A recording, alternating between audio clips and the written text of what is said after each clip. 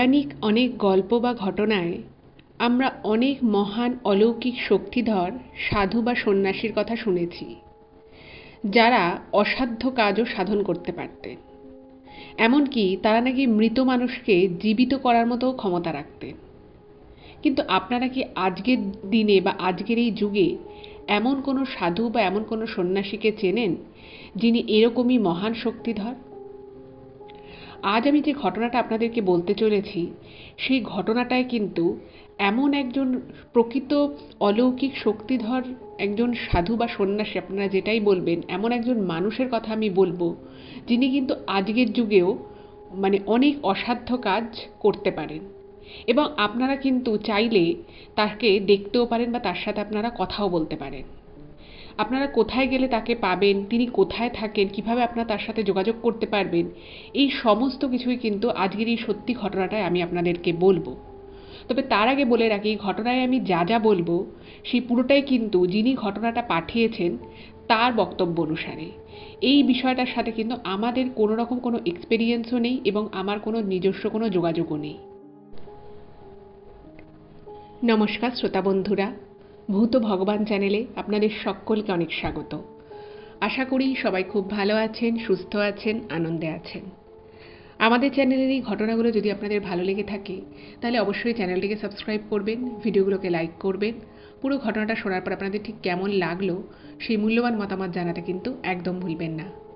আর আপনাদের জীবনে বা আপনাদের পরিচিত কোনো মানুষের জীবনে যদি এই ধরনের কোনো রকম কোনো ভৌতিক, অলৌকিক, দৈবিক, অতিজাগতিক কোনো ঘটনা ঘটে থাকে, তাহলে সেগুলো কিন্তু আপনারা আমাদের কাছে লিখে পাঠিয়ে দিতে পারেন। তার জন্য আপনাদেরকে আমাদের চ্যানেলের অ্যাবাউট সেকশনে যেতে হবে। দেখবেন সেখানে আমাদের ইমেল আইডি মেনশন করা আছে। সেই ইমেল আইডিতে ইমেল করে আপনারা আপনাদের সেই ঘটনা আমাদের কাছে অনায়াসে পৌঁছে দিতে পারেন। আর একটা হাম্বল রিকোয়েস্ট করব, যদি পসিবল হয় কাইন্ডলি আপনারা আমাদের চ্যানেলের এই ভিডিওগুলোকে আপনাদের ফ্রেন্ড এবং ফ্যামিলির মধ্যে একটু শেয়ার করে দিন। আমরা এই চ্যানেলে আর 5টা সাধারণ মানুষের জীবনে ঘটে যাওয়া বিভিন্ন রকমের ভৌতিক, অলৌকিক, দৈবিক, অতিজাগতিক এই ঘটনাগুলোই বলে থাকি। তাই আমার মনে হয় এই ঘটনাগুলো যদি আরও 5টা সাধারণ মানুষ শুনতে পারেন, তারা সেগুলো শুনে অনেক কিছু জানতে পারবেন, বুঝতে পারবেন, শিখতে পারবেন। তার ফলে তারা অনেক বেশি সতর্ক, সজাগ হতে পারবে। কারণ বিপদ কখনোই বলে আসে না। আপনারা আমাদের এই চ্যানেলের ভিডিওগুলোকে আপনাদের ফেসবুক, হোয়াটসঅ্যাপ যে কোনো মাধ্যমে শেয়ার করতে পারেন, কোনো অসুবিধে নেই। আর একটা ছোট্ট কথা বলে নিতে চাই, সেটা হলো আপনারা বহুদিন থেকেই আমাদেরকে বলে আসছিলেন আমেরিকায় আমরা যেখানে থাকি তার আশেপাশে কী আছে সেগুলো দেখাতে, রাস্তাঘাট, প্রকৃতি, এখানকার দোকান বাজারে কী কী জিনিস পাওয়া যায়, কীরকম জিনিস পাওয়া যায় সেগুলো দেখাতে। কিন্তু সেগুলো তো এই ভূত ভগবান চ্যানেলের মাধ্যমে দেখানো সম্ভব নয়। সেই জন্যই আমাদের এই ভূত ভগবান চ্যানেলের পক্ষ থেকে নতুন নিবেদন, দ্য বং শপ। এই দ্য বং শপার চ্যানেলে আপনারা দেখতে পাবেন আমেরিকায় যেখানে আমরা থাকি তার আশেপাশের প্রকৃতি কীরকম, এখানে দোকান বাজারে কীরকম কী পাওয়া যায় জিনিসপত্র, রাস্তাঘাট, বাড়িঘর, এই সব কিছুই আপনারা নতুন চ্যানেলটায় দেখতে পাবেন। এই নতুন চ্যানেলের লিঙ্কটা আমি ডেসক্রিপশানে দিয়ে দেবো। যদি ভালো লাগে আপনারা সেই ডেসক্রিপশানের লিঙ্ক থেকে নতুন চ্যানেলে যেতে পারেন এবং আশা করি আপনাদের ওই চ্যানেলের ভিডিওগুলো খুব ভালো লাগবে এবং যদি ভালো লাগে প্লিজ ওই চ্যানেলটাকেও সাবস্ক্রাইব করবেন, পাশে থাকবেন। তো আমার আজকে এই পর্যন্ত এখানে বললাম। এরপরে আমি সরাসরি চলে যাব আজকের ঘটনায়। এখন আমি যে ঘটনাটা আপনাদের সামনে বলতে চলেছি সেই ঘটনাটা আমাকে কলকাতা থেকে শতরূপা ভট্টাচার্য পাঠিয়েছেন। মূল ঘটনা বলার আগে আমি ঘটনা সম্পর্কিত আপনাদেরকে কয়েকটা কথা বলে নিই, তাহলে আপনাদেরও ঘটনাটা বুঝতে সুবিধা হবে এবং আমারও বোঝাতে সুবিধা হবে। তো উনি পুরো ঘটনাটাকে ইমেল করে পাঠিয়েছেন, 3-4টে ইমেলে ভাগ ভাগ করে পাঠিয়েছেন এবং উনি রিকোয়েস্ট করেছেন যে পুরো ঘটনাটা পড়ে যেন আমি নিজের মতো করে আপনাদের সকলের সামনে বলি। তো আমি সেই চেষ্টাটাই করব।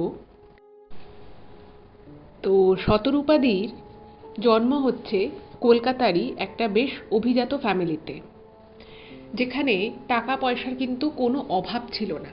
ছোট থেকেই উনি দেখেছেন যে বাড়িতে বেশ সব কিছুই খুব ভালো করে ধুমধাম করে বাড়িতে যে কোনো অনুষ্ঠান পালন করা হয়, সেটা জন্মদিন থেকে শুরু করে বিয়ে থেকে শুরু করে সব কিছুই। এবং উনিও ছোটোবেলা থেকে যা চেয়েছেন সেটাই কিন্তু পেয়েছেন। এভাবেই ওনার বড় হয়ে ওঠা। তো সব কিছুই মোটামুটি ঠিকঠাক চলছিল, ওনাদের পারিবারিক একটা ব্যবসা ছিল। তো সব কিছু ঠিকঠাক চলতে চলতেই হঠাৎ করেই যখন ওনার 15 বছর বয়স, 15-16 এরকম যখন ওনার এজ, ঠিক সেই সময় ওনাদের ফ্যামিলিতে হঠাৎ করেই একটা খুব ক্রাইসিস দেখা দিল। ঠিক আছে, এবার সেই ক্রাইসিসটা কীরকম সেটা একটুখানি আপনাদেরকে বলি। ওনাদের একটা পারিবারিক বিজনেস ছিল, তো এই শতরূপাদির বাবা জ্যাঠা দুজনে মিলেই কিন্তু বিজনেসটা দেখতেন। তো সেখানে হঠাৎই একটা এমন সিচুয়েশন হলো যে হঠাৎ করেই রাতারাতি বলা যেতে পারে প্রচুর টাকার কিন্তু একটা লস হলো, প্রচুর টাকার লস। তো বিজনেসে এত বছর ধরে বিজনেস করা হচ্ছে, সেখানে লাভ ক্ষতি সবসময় থাকে, কিন্তু এভাবে হঠাৎ করে এতগুলো টাকা লস হয়ে যাওয়াটা, এটা কিন্তু একেবারে ওনাদের মাথায় হাত পড়লো যে এবার কী করে বিজনেসটাকে আগে এগোনো হবে। কারণ ওনাদের সেই সময় যেভাবে ব্যবসাটা হতো তাতে হচ্ছে যে ব্যবসা থেকে যা ইনকাম হতো, যা লাভ হতো, সেটা সংসারে দিয়ে বাকি পুরো টাকাটাই আবার ব্যবসার কাজেই খাটানো হতো। তো বুঝতেই পারছেন যে হঠাৎ করে রাতারাতি এতগুলো টাকার যে লস হয়, সেই ব্যাপারটায় না ওনার মানে শতরূপাদির আর কি বাবা জ্যাঠা এরা কিন্তু খুব ভেঙে পড়ে, যে কী করবে কিছু বুঝতে পারছে না। তখন সংসারে মানে ছেলেমেয়েরা বড় হয়েছে, তাদের পড়াশোনার একটা খরচ রয়েছে, সংসারের খরচ রয়েছে, সেগুলোকে কী করে কী করবে। তো এই যে একটা সিচুয়েশান এলো, সেই সিচুয়েশানটা ওনার জ্যাঠা কিন্তু খুব অসুস্থ হয়ে পড়লেন পুরো বিষয়টায়। মানে একদম 1 মাসের মধ্যে কিন্তু ঘটনাটা ঘটে। হঠাৎ করেই একদিন ওনারা বুঝতে পারলেন এবং ঘটনাটা ঘটলো যে ওনাদের ব্যবসা একটা বিশাল টাকা লস হলো, এবং এরপরে ব্যাপারটাকে নিয়ে ওনার বাবা জ্যাঠা চিন্তাভাবনা করছে যে কীভাবে সব কিছু ঠিকঠাক করা যায়। এর মাঝখানেই এই শতরূপাদির জ্যাঠা হঠাৎ করে খুব অসুস্থ হয়ে পড়লেন, এবং এতটাই উনি অসুস্থ হয়ে গেলেন যে ওনার পক্ষে ব্যবসা দেখাশুনো করা বা ব্যবসার কাজকর্ম করা সেটা কিন্তু একেবারেই মানে পসিবল হলো না। আচ্ছা, এবারে বলি ওনারা যে বাড়িটায় থাকতেন, ওনারা যে বাড়িটায় থাকতেন কলকাতায়, সেই বাড়িতে কিন্তু এই শতরূপাদির আর কি দাদু ঠাকুমারই বাড়ি, এবং সেখানেও দাদু ঠাকুমা, তারপরে এই শতরূপাদির বাবা মা, এনার ফ্যামিলি প্লাস ওনার জ্যাঠার ফ্যামিলি সবাই একসাথে থাকতো। তো ওনার জ্যাঠার হচ্ছে 3 ছেলে মেয়ে, আর শতরূপাদিরা হচ্ছে 2 বোন। তো 5টা ছেলেমেয়ের পড়াশুনো চলছে, সংসারে এত বড় একটা সংসার, তার খরচাপাতি প্লাস ওনাদের গাড়ি ছিল, মানে ওনাদের লাইফস্টাইলটা না মানে একটা বেশ ভালো একটা স্ট্যান্ডার্ডের লাইফস্টাইল ওনারা লিড করতেন। এবার সেখান থেকে হঠাৎ করে এরকম একটা মানে আর্থিক অনটন, এই বিষয়টা ওনার জ্যাঠামশাই নিতে পারেননি। তো দীর্ঘদিন উনি অসুস্থ থাকলেন, সেই সময় সংসারটাকে খুব কষ্ট করেই এই শতরূপাদির বাবা চালাতেন, প্লাস মানে জ্যাঠার 3 ছেলে মেয়ে রয়েছে, ওনারা 2 বোন, সবার পড়াশুনো সমস্ত কিছু ঠিক রাখা।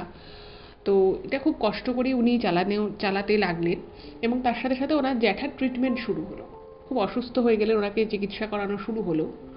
কিন্তু অদ্ভুত বিষয় হচ্ছে যে প্রচুর চিকিৎসা করানো হলো, বিভিন্ন জায়গায় ডাক্তার দেখানো হলো, বড় বড় ডাক্তার দেখানো হয়, কিন্তু কোনোভাবেই ওনাকে সুস্থ করা যাচ্ছে না। এবং একটা এরকম সিচুয়েশন হয়ে গেল যে উনি বাড়িতে শুধুমাত্র খাটে বসে থাকতেন অথবা শুয়ে থাকতেন। উনি খাবারটুকু খেতেন, যেটুকু খাবার না খেলে একটা মানুষ বাঁচতে পারে না, ঠিক ততটুকুই উনি খেতেন, এবং বাকি সময়টা উনি একদম চুপচাপ বসে থাকতেন। ওনাকে মানে বিছানা থেকে যদি ওনার উঠতে হতো, সেই সময়ও কিন্তু মানে 2টো মানুষ হেল্প করতে হতো। মানে উনি নিজে একা উঠেও দাঁড়াতে পারতেন, ওনাকে বাথরুমে কষ্ট করে করে নিয়ে যাওয়া হতো, বাথরুম থেকে তারপরে বের করানো হতো, এইরকম একটা কন্ডিশন। বুঝতেই পারছেন যে এরকম একটা যখন সিচুয়েশান সংসারের মধ্যে থাকে, তখন সেটা কতখানি চাপের হয়। ওনাদের ক্ষেত্রেও সেরকম হলো। এবার বুঝতেই পারছেন যে একটা মানুষ যখন ছোট থেকে, একটা বাচ্চা যখন বড় হয়, একটা নির্দিষ্ট এনভায়রনমেন্টের মধ্যে বড় হয়, তার সে দেখতে পেয়েছে ছোট থেকে যে টাকা পয়সা আছে, সে যা চাইছে তা পেয়ে যাচ্ছে। কিন্তু হঠাৎ করে এই 15-16 বছর বয়সে এসে যখন একটা মেয়ে বুঝতে পারে যে তাদের ফ্যামিলির ফিনান্সিয়াল কন্ডিশনটা ঠিক নেই, তখন তো তাকে অনেক দিক থেকে কম্প্রোমাইজ করা শিখতে হয়। তাকে সে আস্তে আস্তে বুঝতে পারবে যে না, আমার এখন এই টাকাটা খরচা করা উচিত না, এখন আমাদের সংসারের ব্যাপারটা ঠিক নেই। কিন্তু ওনার ক্ষেত্রে যেটা হলো, এই শতরূপাদি যেটা লিখেছেন, যে ওনার ক্ষেত্রে যেটা হলো, উনি না প্রথম প্রথম বুঝতে পারতেন না যে সংসারে কি হচ্ছে, কিভাবে রোজের সংসারটা চলছে, এটা উনি কিছু বুঝতেই পারতেন না। উনি ভাবতেন যে ঠিক আছে, আগেও যা ছিল এখনও তাই আছে, হয়তো একটু সমস্যা হচ্ছে, জ্যাঠামশাই অসুস্থ হয়ে পড়েছে বা ব্যবসা একটা লস হয়েছে, কিন্তু অ্যাকচুয়ালি যে কতটা এফেক্ট করে গেছে ওনাদের ফ্যামিলির মানে ফিনান্সিয়াল কন্ডিশনে, সেটা কিন্তু শতরূপাদি বুঝতে পারতেন না প্রথমে। যার জন্য হয়তো ওনার কিছু একটা দেখে পছন্দ হয়েছে, এত বছর উনি যা যা করেছেন, বাড়িতে হয়তো বলেছেন আমার অমুক জিনিসটা চাই, তো যথারীতি বাড়ি থেকে বলেছে না এখন এই জিনিসটা দেওয়া সম্ভব নয়। তো ওনার খারাপ লেগেছে, ভাবছে বাবা কেন পেলাম না, এইরকম একটা কন্ডিশন চলছে। তো ইন দ্য মিন টাইম ওনার আস্তে আস্তে দাদু ঠাকুমা সবাই গত হলে, তাদের বয়সও হয়েছিল। এর ফলে মানে এতদিন একরকমভাবে সংসারটা চলছিল, মাথার উপরে দাদু ঠাকুমা ছিল, শতরূপাদির বাবা যিনি ছিলেন, তো তিনি তার বাবাকে জিজ্ঞেস করে মাকে জিজ্ঞেস করে বিভিন্ন কাজকর্ম করতেন। কিন্তু যেই মুহূর্তে ওনার দাদু ঠাকুমাও 2-3 বছরের মধ্যে গত হয়ে গেলেন, তারপরে কিন্তু ওদের কন্ডিশনটা আরও ডিটোরিয়েট করে যায়, মানে আরও প্রচণ্ড রকমভাবে ডিটোরিয়েট করে যায়। এবং তখন কিন্তু সমস্ত ডিসিশন, মানে ফ্যামিলির প্রত্যেকটা ডিসিশন কিন্তু এই শতরূপাদির বাবাকে নিতে হতো।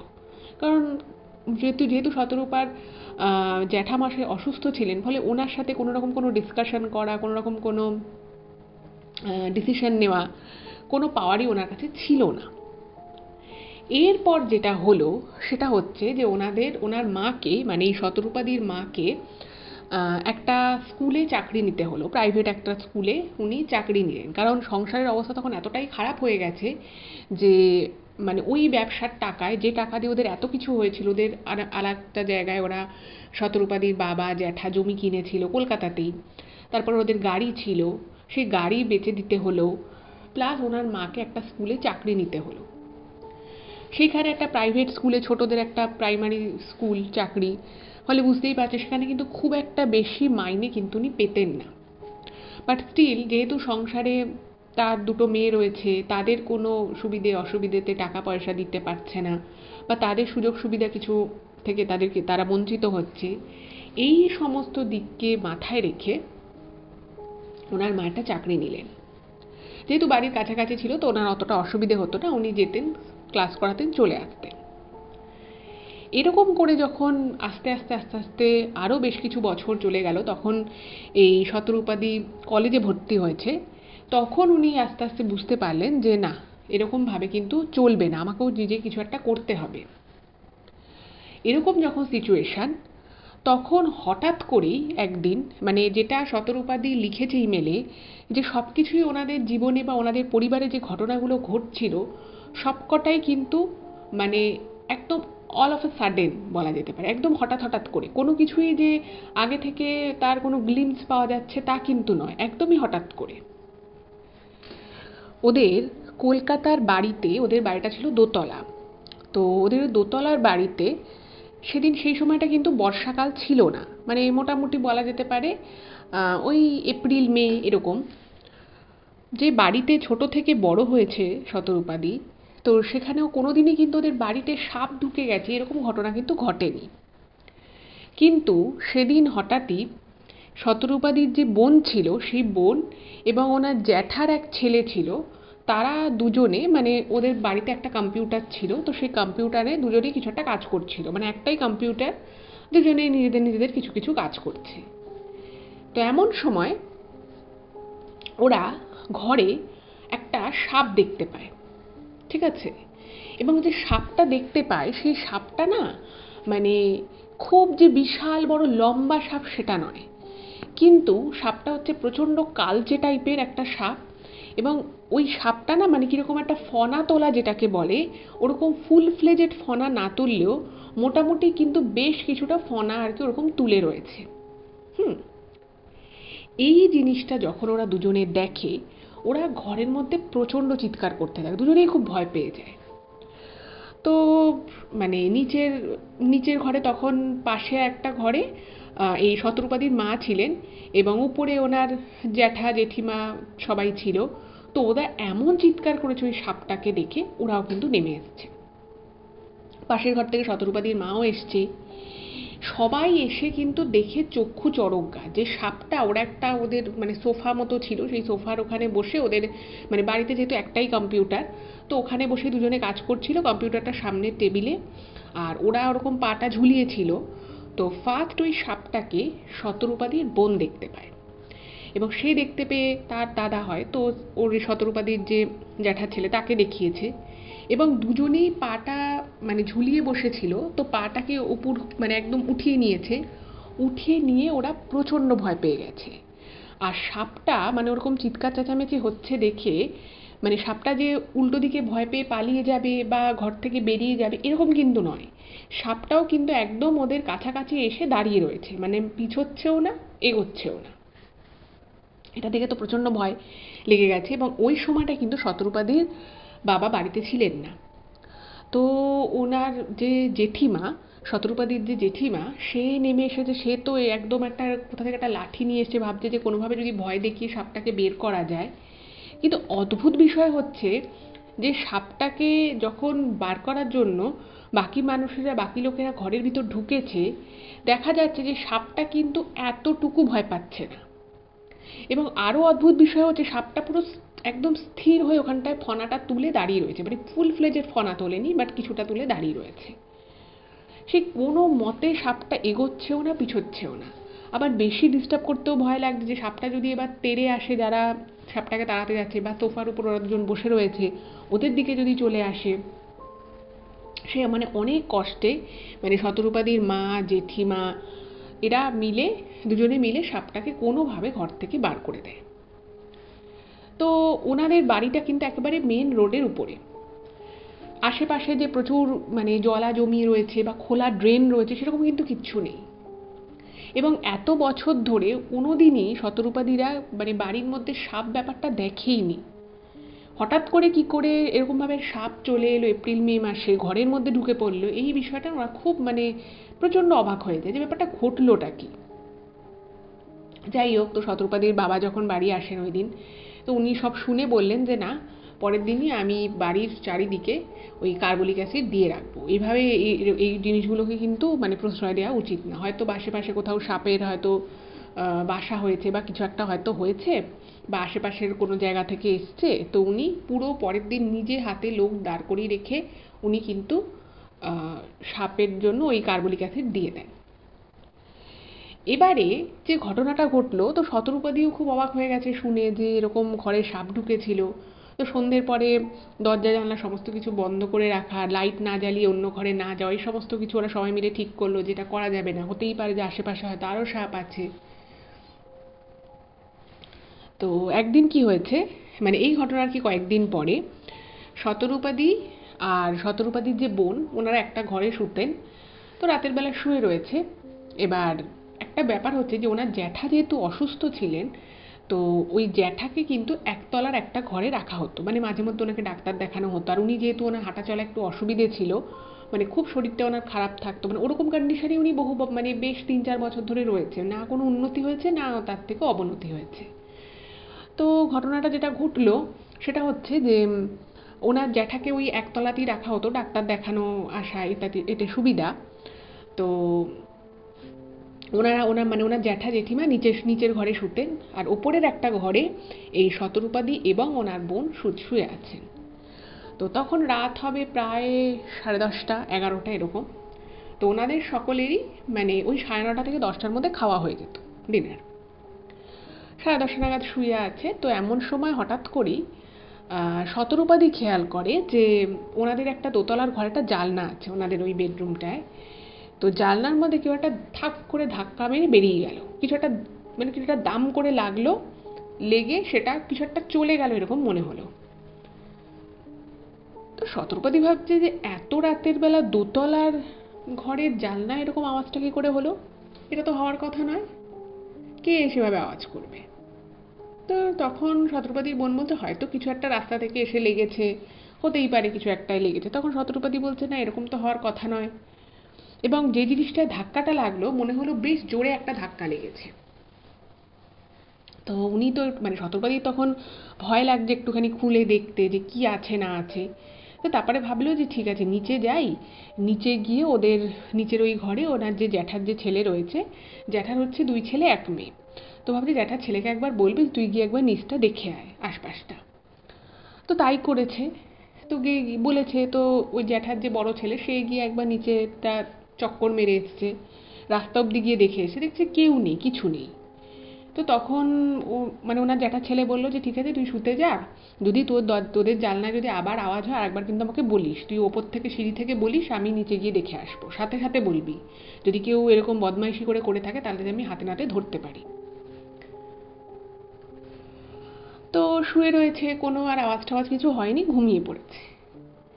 এবার ঘুমানোর পরে শতরূপাদির ঠিক মনে নেই যে সেদিন কত রাত ছিল, সেই সময়টার টাইমটা কী ছিল, বাট মোটামুটি যেটা ওনার মনে হয় যে প্রায় রাত 1টা 1:30 হবে। মানে ঘুমিয়ে যাওয়ার বেশ কিছুক্ষণ পরে আবার একটা জোরে ওরকম ধরাম করে আওয়াজ হয়, এবং সেই জানলাতেই আওয়াজটা হয়, এবং সেই আওয়াজে শতরূপাদি এবং ওনার বোন দুজনেরই কিন্তু ঘুমটা ভেঙে যায়। এবার এই দুজনেই যখন ঘুমটা ভেঙে যায়, দুজনেই পুরো ধরপড়িয়ে ঘুম থেকে উঠে পড়ে। কি হলো ব্যাপারটা? তো ওনাদের যে জানলাটা ছিল সেই জানলাটা কিন্তু মানে একটু পুরনো দিনের বাড়ি, তো তো সেখানে ওই অ্যালুমিনিয়ামের যে এখন যেরকম বেরিয়েছে যে কাঁচ থাকে, অ্যালুমিনিয়ামের স্লাইডিং উইন্ডো থাকে, সেরকম কিন্তু নয়, কাঠের এমনি একদম পিওর কাঠের জানলা, তার মাঝখানে একটুখানি কাঁচ দেওয়া। তো ভাবলো যে ব্যাপারটা কি হলো, কে এরকম আওয়াজটা করলো, আর এত রাতে আওয়াজটা হলোই বা কিসে, কোথা থেকে আওয়াজটা এলো। স্বাভাবিকভাবেই মনে একটা প্রশ্ন আসবে, তো ওনারও মনে প্রশ্ন এসছে। তো তখন ভাবলো যে না, এটা তো দেখতে হবে। তো তখন শতরূপাদির বোন যিনি ছিলেন, মানে সে একটুখানি বেশি, মানে তার রাগ হয়ে যায় যে দূর, রাতের বেলা ঘুমাচ্ছিলাম, ঘুমটা ভাঙলো, আমি নিজেই দেখবো। তো সে কি করেছে, মানে শতরূপাদি বারণ করে কিন্তু শোনে না, সে জানলাটা খুলে দেয়। এবং জানলা খুলে কি মানুষ এক্সপেক্ট করবে যে হয়তো আশপাশ থেকে বা রাস্তা থেকে কেউ হয়তো কিছু একটা ছুঁড়ে মেরে বেরিয়ে গেল বা এরকম কিছু একটা। কিন্তু শতরূপাদির বোন যখন জানলাটা খোলেন, উনি কিন্তু কাউকেই নিচের রাস্তায় দেখতে পায় না, মানে কেউই নেই রাস্তায়, এবং রাস্তায় কিন্তু আলো ছিল, মানে ওনাদের ওখানে লাইট, মানে সামনে যে মেন রাস্তাটা, রাস্তার উপরে লাইট পোস্টে কিন্তু আলো ছিল, ফলে কেউ যদি দৌড়েও যায় কিছুটা রাস্তা দেখাও যায়, ফলে তাকেও দেখতে পাওয়ার কথা। কিন্তু উনি কিন্তু কাউকেই দেখতে পেল না। তো তখন শতপথীর বোন বলছে, কি জ্বালা হলো, আজকে দুবার এরকম ঘটনা ঘটলো, কি এরকম করছে। পাশের বাড়ির যারা মানে যারা আর কি থাকে, তাদের সাথে বহুদিনের পরিচয়, এবং সে তাদের বাড়িতে এরকম কেউ নেই যে এরকম কাজ করতে পারে, আর তাদের সাথে বহুদিনের পরিচয়, তারা হঠাৎ করে এরকম রাতের বেলা দুবার জানলায় ধাক্কা মারবে কেন? এটা তো মানে সম্ভব নয়। যাই হোক, তো সেদিনটাও তো খুবই মানে ওদের অদ্ভুত লাগলো, এবং তারপরে ব্যাপারটা মিটে গেল, মানে তারপরে ওনারা ঘুমিয়ে পড়ে। এবং পরের দিন কিন্তু শতরূপাদি এবং ওনার বোন বাড়ির সকলকে জানায়। তো এই কথাটা শুনে, যেহেতু তখন পুরো পরিবারের মাথার উপরে একমাত্র শতরূপাদির বাবাই মানে সমস্তটা দেখাশুনো করতেন, ওনার জ্যাঠা অসুস্থ ছিলেন, তো উনি বললেন যে ঠিক আছে, আমি আশপাশের লোকের সাথে কথা বলবো যে আমার মেয়েদের ঘরে এরকম আওয়াজ হয়েছে জানলায়, কেউ কিছু দেখেছে কিনা। তো আশপাশে যে 2-3টে বাড়ি ছিল তাদেরকে জিজ্ঞেস করা হয়, আশেপাশের লোক, মানে সবাই অবাক হয়ে যায় যে কে এই কাজটা করবে। আর ওদের পাড়াটা না মানে খুব স্ট্যান্ডার্ড একটা পাড়া, ওরকম কেউ নেই যে প্রচণ্ড হল্লা করবে, রাত দুপুরে এরকম ধাক্কাধাক্কি করবে, এরকম কোনো ব্যাপারই নেই। বাট স্টিল উনি বলেন, কিন্তু বলার পরে সবাই অবাক হয়ে যায়, এবং সবাই বলে যে না, আমি তো এরকম কিছু পাইনি, এবং আমাদের বাড়িতে এরকম কোনো আওয়াজ কখনো হয়নি। যাই হোক, ওনার বাবা বলে যে নেক্সট যদি এরকম কখনো হয়, সে রাত হোক যখনই হোক, তুই আমায় জানাবে, আমি সঙ্গে সঙ্গে বেরিয়ে যাব। যাই হোক, তো তারপরে কয়েকদিন এরকম কোনো আওয়াজ হয় না। এরপর ওদের বাড়িতে আর একটা ঘটনা ঘটা শুরু হলো। সেই ঘটনাটা কি, সেই ঘটনাটা একটুখানি আমি বলি। সেই ঘটনাটা হচ্ছে যে প্রত্যেকটা অমাবস্যায়, মানে মাসে তো একটা করে অমাবস্যা থাকে, তো সেই প্রত্যেক অমাবস্যায় এবং মাঝে মধ্যে পূর্ণিমা তিথিতেও, মানে পূর্ণিমাটা আর কি যে হবেই সেরকম কোনো গ্যারেন্টেড ব্যাপার ছিল না, কিন্তু প্রত্যেক অমাবস্যায় একটা জিনিস হলো, সেটা হচ্ছে যে ওদের বাড়ির হয়তো রান্না হয়েছে দুপুরবেলা, হয়তো ভাত, ডাল, সবজি, মাছের ঝোল, যা আর কি একটা নর্মাল বাঙালি বাড়িতে রান্না হয়ে থাকে। তো সেরকম খাবারগুলো যেটা থাকতো, মানে ওদের তো জয়েন্ট ফ্যামিলি, তো সবার রান্না একবারেই হতো। তো রান্নাটা মেইনলি কিন্তু শতরূপাদির মা এবং ওনার জেঠিভাই করতো, কিন্তু যেহেতু এত ফ্যামিলির লোকের রান্না, তো একজন ছিলেন তিনি হেল্প করতেন, সবজি কাটা, তারপরে আরও রান্নার বাটনা বাটা, এই সমস্ততে হেল্প করে দিতেন।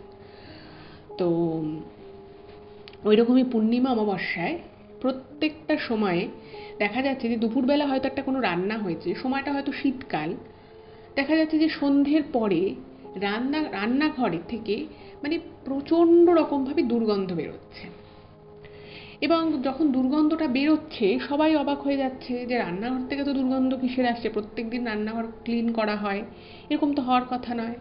এবং তারপরে যখন রান্নাঘরে যাওয়া হচ্ছে ভিতরে এবং যখন দেখা হচ্ছে যে এই যে দুর্গন্ধটা বেরোচ্ছে তার সোর্সটা কোথায়, তখন দেখা যাচ্ছে যে রান্নাঘরের সমস্ত খাবার একেবারে পচে গেছে। সেটা ভাত হোক, ডাল হোক, সবজি হোক, যদি সেটা ফ্রিজের ভিতরেও থাকে সেই ফ্রিজের ভিতরেই খাবার পচে যাচ্ছে। ভাবুন, মানে এইরকম ঘটনা তো মানে রীতিমতো অবাক করার মতো। মানে আপনি রান্না করছেন, সেটা খুব গরমে যদি রাখা হয় সেটা পচে যেতে পারে, কিন্তু আপনি যাই রান্না করছেন পূর্ণিমা অমাবস্যা দেখে, ঠিক স্পেশাল অন্য কোনো দিন কিন্তু এরকম হচ্ছে না, কেবলমাত্র অমাবস্যা এবং কিছু কিছু পূর্ণিমাতেও দেখা যাচ্ছে রান্নার খাবার পুরো পচে যাচ্ছে। তো প্রথম যখন এই ঘটনাটা প্রথম দিন আর কি ঘটে যখন এটা, তখন কিন্তু কেউই অতটা মানে বুঝতে পারেনি যে ঠিক আছে হয়তো পচে গেছে কোনো কারণে, হয়তো খাবারটা খারাপ ছিল বা কিছু। কিন্তু দেখা যাচ্ছে যে যেই রান্নাটা টাটকা করা হয়েছে, হয়তো দেখা যাচ্ছে যে খাওয়া দাওয়ার পরে দুপুরবেলা রাতের খাবারের জন্য একটা রান্না হয়তো এই শতরূপাদির মা কি তার জেঠিমা রান্না করে রেখেছে যে সেটা রাতের বেলা সবাই খাওয়া হবে। দেখা যাচ্ছে যে রান্নাটা মানে জাস্ট উনি রান্নাটা করে হয়তো 2:30-3টের সময় উনি কিচেন থেকে বেরিয়েছেন, তারপরে যখন সন্ধেবেলা চা করার জন্য উনি আবার রান্নাঘরে ঢুকছেন, দেখা যাচ্ছে সেই গরম গরম যে ডিমের ঝোল যেটা করেছিল জেঠিমা, সেই ডিমের ঝোলটা পুরো পচে গেছে। এই বিষয়টা যখন 3-4বার ঘটতে থাকে তখন কিন্তু সবাই একটু মানে অবাক হয় যে ব্যাপারটা কি হচ্ছে, এভাবে তো কখনো কোনো খাবার পচার কথা নয়, এভাবে কি কোনো খাবার কখনো পচে যেতে পারে, সম্ভব কি? তখন ভাবলেন যে না, এটা তো খুব একটা স্বাভাবিক বিষয় হচ্ছে না, বিষয়টায় কিছু একটা করতে হবে। কিন্তু কি করবে, কিভাবে কি করবে, সেটা কিন্তু কিছুই ওনারা বুঝতে পারছে না যে কিভাবে ব্যাপারটা হ্যান্ডেল করা সম্ভব। এটা একটা গেল। এরপরে আর একটা নতুন সমস্যা সৃষ্টি হলো। সেই সময় শতরূপাদি কিন্তু ফাইনাল ইয়ারে পড়ে। তো উনি মানে কলেজ থেকে ফিরেছেন বাড়িতে। তো সেদিনকে আর কি বেশ বাড়িতে পড়াশুনো করার চাপ ছিল, তো উনি ভাবলেন যে আজকে তো আজকে অনেকটা রাত অবধি পড়াশুনো করতে হবে, বেশ কিছুটা পড়াশুনো এগিয়ে রাখতে হবে। তো উনি তাড়াতাড়ি খেয়ে দিয়ে উনি ঘরে চলে আসেন এবং ওনার যে ঘরটা ছিল সেই ঘরটায় কিন্তু শতরূপাদি এবং ওনার বোন দুজনে একসাথে থাকতেন। তো ওখানে একটা খাট ছিল, একটা টেবিল ছিল, স্টাডি টেবিল, আর দুটো চেয়ার ছিল। তো কোনো দুই বোনেরই কোনো কিছু টেবিলটা ইউজ করার একই টাইমে দরকার পড়ে, যাতে দুজনেই ইউজ করতে পারে সেই জন্য একটা টেবিল এবং দুটো চেয়ার ছিল। তো ওনার বোন শুয়ে পড়েছে এবং তখন প্রায় রাত 11:30 হবে। শতরূপাদি কিছু একটা নোটস লিখছে, ভালো কথা লিখছে। এমন সময় হঠাৎই শতরূপাদি যেটা বলেছেন ইমেলে, যে উনি কিন্তু বেসিক্যালি খুব সাহসী একজন মানুষ ছিল। মানে উনি যখন কলেজ লাইফে ছিলেন তখন মানে উনি কলেজ যাচ্ছেন, টিউশন করছেন, রাতের বেলা হয়তো মোটামুটি, আর কখনো কখনো আস্তে আস্তে 8:30 9:30 হয়ে যাচ্ছে, কলেজে পড়াশোনা মানে যা হয় আর কি। এই বয়সে একটি মেয়ে, সে তো খুব একটা ভীতু হবে না, কারণ সে পড়াশুনো শিখছে, সে র্যাশনাল থিঙ্কিং করে, তার ভিতরে যুক্তি আছে। ফলে সেরকম একটা মেয়ের হঠাৎ করেই ভূতের ভয় পাওয়া ব্যাপারটা খুবই অস্বাভাবিক, তাই তো? তো উনি এরকম নোটস লিখছেন, এমন সময় হঠাৎ করেই ওনার ঘরে যে টিউব লাইটটা ছিল সেই টিউব লাইটটা কিন্তু দপদপ করা শুরু করে। এবার যখন ওরকম হয় উনি তো ভাবলেন যে বাবা, টিউব লাইটটাকে এখনই আজকেই খারাপ হতে হলো কেন, রাতটুকু কেটে সকালবেলা খারাপ হলে তাহলে না হয় সকালবেলা মানে শতরূপাদি ওনার বাড়িতে বলে দেবে, বাবাকে বলে দেবে, তিনি হয়তো নিজেই চেঞ্জ করে দেবে বা কাউকে দিয়ে একটা চেঞ্জ করিয়ে নেবে সারাদিনের মধ্যে। বললো যে আজকে আমার এত ইম্পর্টেন্ট নোটসগুলো লেখার ছিল, কালকে আমাকে নোটসের খাতা জমা করতে হবে, তো আজকেই খারাপ হতে হলো। এইরকম করে দপদপ দপদপ করছে, করতে করতে কিন্তু টিউবলাইটটা পুরো অফ হয়ে গেল, একদম অন্ধকার হয়ে গেল। এবার উনি ভাবলো যে ঠিক আছে তাহলে আমি নিচে যাই, নিচে গিয়ে কাজটা কমপ্লিট করে আসি। এবার নিচে যখন উনি গেছে তো ওনার বোন কিন্তু ঘরে ঘুমোচ্ছে, তো নিচে গেছে, তো নিচে দেখছে যে ঠিকঠাকই লাইট জ্বলছে, কিন্তু দেখছে একটা ঘরে ওনার জ্যাঠা যেহেতু অসুস্থ, মাঝে মধ্যেই মানে ওনার জ্যাঠা অসুস্থতার জন্য ওনার জেঠিমাকে অনেকক্ষণ অবধি জেগে থাকতে হতো। তো দেখছি যে জেঠিমা খুব জ্যাঠাকে নিয়ে ব্যস্ত রয়েছে, তার পাশের ঘরে ওনার জ্যাঠার ছেলেরা রয়েছে ঘুমোচ্ছে, তার আবার উপরে যে ঘরটা রয়েছে সেখানে শতরূপার মা বাবা রয়েছে। তো ভাবছে যে এখন যদি আমি কোনো ঘরে ঢুকি লাইট জ্বালিয়ে কাজ করি সবারই ঘুমটা নষ্ট হবে, সবাই বিরক্ত হবে। তো উনি ভাবলো যে ঠিক আছে, উনি যেটা ইমেলে লিখেছেন যে শতরূপাদির মেন ছিল উনি 7টার সময় ঘুম থেকে উঠতেন, 6:30 থেকে 7টার মধ্যে। তো উনি ভাবলো যে ঠিক আছে লাইটটা যখন খারাপ হয়েই গেল, একটা কাজ করি, আমি বরং সকালবেলা একটু তাড়াতাড়ি উঠবো, মানে 1 ঘন্টা আমি যদি আগে উঠতে পারি তাহলে 1 ঘন্টার মধ্যে আমি লিখে ঠিকে দেবো, তারপরে আমি স্নান করে খাওয়া দাওয়া করে কলেজ চলে যাব। তো এই ভেবে উনি নিচে নেমেও ছিল, কিন্তু কোনো ঘরে উনি ঢোকেন না, উনি আবার উপরে চলে আসে। উপরে চলে এসে কোনো রকমে উনি ওনার খাতা বই যেগুলো ছিল সেগুলোকে সাইড করে রেখে উনি ভাবলো যে আমি ঘুমিয়ে পড়ি, সকালে উঠবো, 1 ঘন্টা 1.5 ঘন্টা আগে উঠলেই আমার কাজটা কমপ্লিট হয়ে যাবে। তো উনি শুয়ে পড়েছেন। এবার শুয়ে পড়ার পরে ওনার কিছুক্ষণ, মানে জাস্ট উনি শুয়েছেন এবং শুয়ে মানে দেখবেন যে আপনার মাথায় যদি কোনো একটা বিষয় নিয়ে চিন্তা চলে বা আপনি যদি খুব গভীর একটা কোনো কিছু নিয়ে চিন্তা ভাবনা করেন, তাহলে কিন্তু আপনি যতই টায়ার্ড হন না কেন আপনার কিন্তু চট করে ঘুমটা আসবে না। তো সেদিন শতরূপাদির ক্ষেত্রে তাই হয়েছে। শতরূপাদি ঘুম পেয়েছিল, কিন্তু ওই চিন্তাগুলো মনে আসছে যে তাড়াতাড়ি উঠতে হবে, আমাকে এইগুলো এই লেখাগুলো কমপ্লিট করতে হবে। তো এই করতে করতে ওনার চোখটা বন্ধ ছিল কিন্তু, বাট উনি কিন্তু ঘুমিয়েছিলেন না, পুরোপুরি জেগেই ছিলেন। এমন সময় ওনার মনে হলো যে ওনার বোন পাশের খাটে খাটে ওনার পাশে ঘুমোচ্ছে, এবং ঘরটা কিন্তু বেশ বড় ওনাদের। তো ওনার খাটের পাশে একটা টেবিল চেয়ার রয়েছে, আর একটা ছোট মানে প্যাসেজ মতো একটা জায়গা রয়েছে, তারপরে হচ্ছে ঘরের দরজাটা। এমন সময় ওনার মনে হলো যে কেউ একজন ওনাদের ঘরের দরজাটা, যে দরজাটা ছিল সেই দরজাটাকে খুলে ঢুকলো। এবার ওনার না মানে জাস্ট ঘুমটা একটুখানি, মানে ঘুম তো সেভাবে ছিল না, উনি পুরোপুরি জেগেই ছিলেন, কিন্তু ওই যে হয় শুয়ে থাকতে থাকতে একটা শোয়ার একটা ভাব চলে আসে কিন্তু ঘুম আসে না। তো উনি ভাবলো যে আবার কে এখন এলো। প্রথমে মানে মাঝে মধ্যে কি হয় না, শতরূপাদির মা কিন্তু রাতের বেলা ঘরে আসতো, হয়তো রাত অবধি পড়াশুনো করছে, মেয়েকে হয়তো কোনো খাবার দিতে এলো, বা জলের বোতল হয়তো নিতে ভুলে গেছে, জলের বোতলটা জল ভরে দিয়ে গেল, এরকম। তো শতরূপাদি তখন চোখটা বন্ধ করেই বলছে যে না মা, আমি আজকে ঘুমিয়ে পড়েছি, তো আর আমি নিচ থেকে জলও ভরে নিয়ে এসেছি, তুমি যাও, আমার কাছে সব আছে, আমি সকালে উঠবো। যদি দেখো যে আমি সকালে উঠিনি, তাহলে তুমি আমাকে 5:30 6টা নাগাদ ডেকে দিও।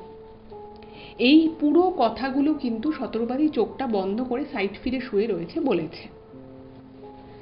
এবার অন্যান্য সময় কি হয়, যদি যদি শতরূপাদি কোনো কথা বলেন ওনার মায়ের উদ্দেশ্যে, অবশ্যই তার মা কোনো প্রত্যুত্তর করবেন, বলবে হ্যাঁ ঠিক আছে, বা কিছু তো একটা বলবে, তাই তো, এটাই স্বাভাবিক। কিন্তু দেখা গেল শতরূপাদির মা কিন্তু কোনো কথা বললেন না, কোনো অ্যান্সারই করলেন না। তো এই অ্যান্সার না করায় উনি ভাবলেন হয়তো মা ঘর থেকে বেরিয়ে গেছে। তো উনি ওরকমই একপাশ ফিরে শুয়ে আছেন এবং ঘুম আসেনি, জাস্ট উনি চুপচাপ মানে চোখটা বন্ধ করে শুয়ে আছে। এর কিছুক্ষণ পরে, আরও 10-12 মিনিট পরে, উনি খেয়াল করলেন যে আবার ঘরের দরজাটা খুলে কেউ একটা ঢুকলো অথবা বেরোলো। এবার না ওনার একটুখানি অড লাগলো যে কী হলো, আমি তো মাকে এতক্ষণ আগে বললাম, মায়ের যদি কোনো প্রশ্ন করার থাকতো, যদি কিছু মনে হতো তাহলে মা বলতো, কিন্তু মা কোনো কথা বললো না।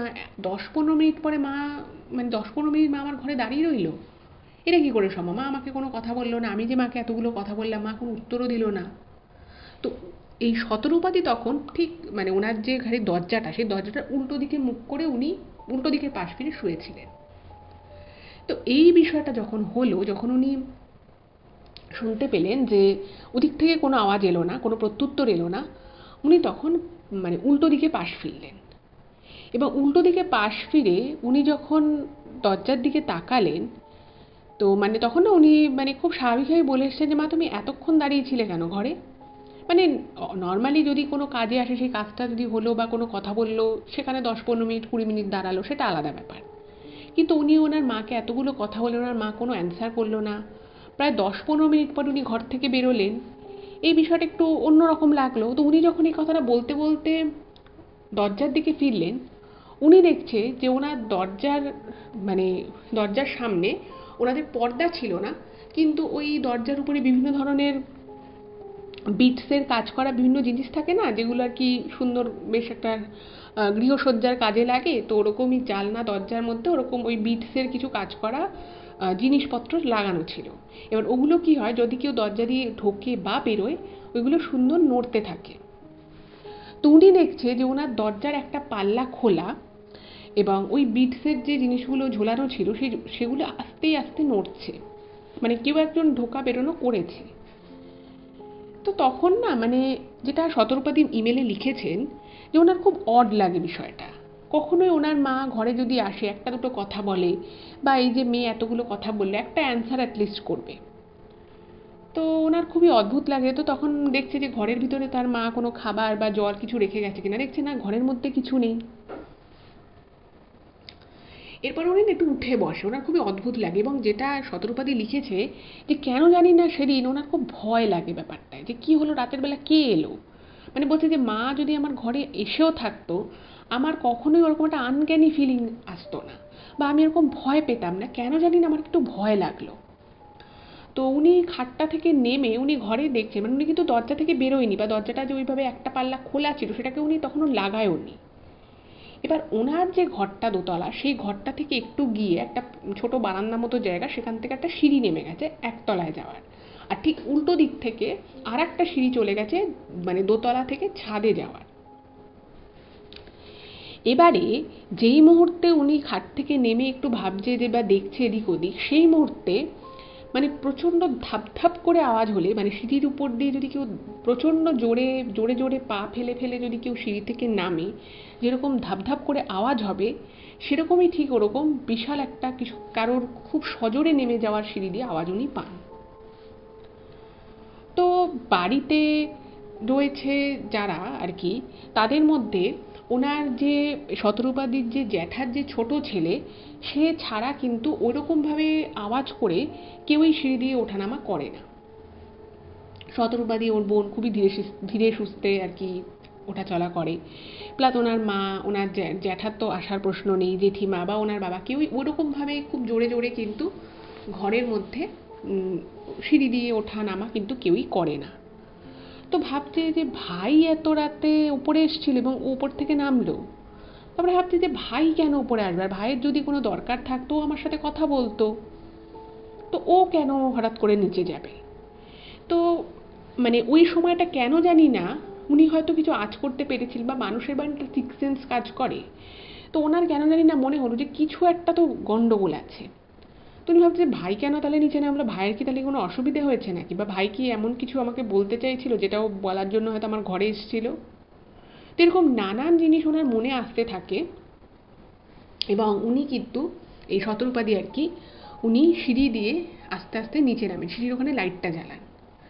তো লাইট জ্বালিয়ে উনি যখন নামছে, উনি যেটা লিখেছেন ইমেলে, যে ওনার প্রচণ্ড ভয় লাগছে, কোনো একটা অজানা ভয়। কেন ভয় লাগছে উনি নিজেও জানে না, কিন্তু উনি বলছেন যে যেটা উনি ইমেলে লিখেছেন, যে কোনো চোর ডাকাত যে ঢোকে সেটা আমি বুঝতে পেরেছি, সেই ভয়টা আমার লাগছে না, কিন্তু কেন জানি আমার একটা ভয় লাগছে। এবং উনি যখন আলটিমেটলি নিচে নামেন ওই সিঁড়িটা দিয়ে, উনি দেখছেন যে সবাই সবার ঘরে ঘুমোচ্ছে, কারোর ঘরে লাইট জ্বলছে না, না ওনার জ্যাঠা জেঠিমার ঘরে লাইট জ্বলছে, না ওনার জ্যাঠার ছেলে মেয়েদের ঘরে লাইট, কারোর ঘরেই কোনো লাইট জ্বলছে না, সব লাইট বন্ধ। তো উনি তখন ভাবছে যে ব্যাপারটা তাহলে কি হলো, তাহলে কি ঘরে কোনো চোর ঠোর ঢুকলো।